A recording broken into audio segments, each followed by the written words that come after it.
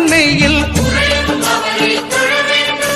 சூரியன் முதலாய் 9 கிரகமும் பலவித குணங்களை கொண்டிருக்கும் எங்கள் கற்பக தருவில் அவை வரும்போது ஒன்றாய் சேர்ந்து பலனளிக்கும்.